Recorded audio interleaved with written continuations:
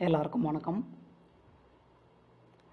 இந்த 2026ஆம் வருடம் அப்படின்றது எடுத்துக்கிட்டிங்க அப்படின்னா, அதிகமான கஷ்ட நஷ்டங்களை அனுபவிச்சுக்கிட்டு இருக்கவங்க யார் அப்படின்னு கேட்டோம்னா, கண்டிப்பாக அதில் முதல் இடத்துல சிம்மத்தை தான் சொல்லி ஆகணும். சரி, இவ்வளோ கஷ்டங்களை அனுபவிச்சுக்கிட்டு இருக்கீங்க இல்லைங்களா?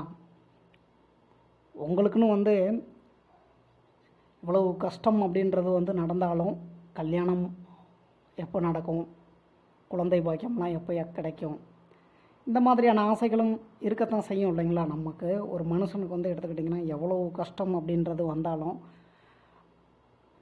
நமக்குன்னு அந்த ஒரு சந்தோஷம்லாம் கிடைக்காதா அப்படின்ற ஒரு ஆசைகளும் இருக்கத்தான் செய்யும். அப்போ இந்த 2026ஆம் வருடத்தில் சிம்மமில் பிறந்திருக்கவங்களுக்கு திருமணம் நடக்கிறதுக்கான வாய்ப்புகள் இருக்கா அப்படின்னு பார்த்தோம்னா, கண்டிப்பாக உங்களுக்கு திருமணம் நடக்கிறதுக்கான வாய்ப்புகள் இருக்குதான். அதுக்காக சிம்மமில் பிறந்திருக்க எல்லாருக்குமே 2026ஆம் வருடம் திருமணம் நடந்துரும்னு நான் சொல்லலை.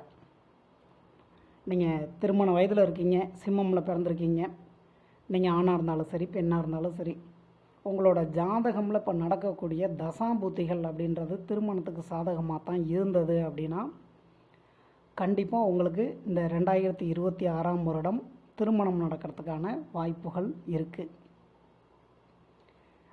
எந்த மாதத்தில் வாய்ப்புகள் இருக்குது அப்படின்னு பார்த்தோம்னா, இந்த மே மாதத்துக்கு மேலே எடுத்துக்கிட்டிங்க அப்படின்னா திருமணம் நடக்கிறதுக்கான வாய்ப்புகள் அப்படின்றது இருக்குதான்.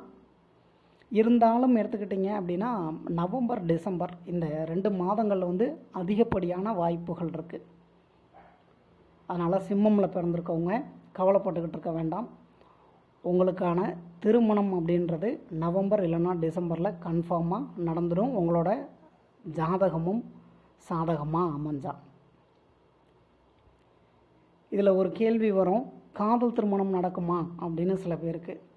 உங்களோட ஜாதகமில் காதல் திருமணத்திற்கான கிரக அமைப்புகள் இருந்து நடக்கக்கூடிய தசாபுத்திகளும் திருமணத்துக்கு சாதகமாக அமைஞ்சது அப்படின்னா, கண்டிப்பாக உங்களோட காதல் திருமணமாக முடியறதுக்கான வாய்ப்புகளும் இருக்குதான்.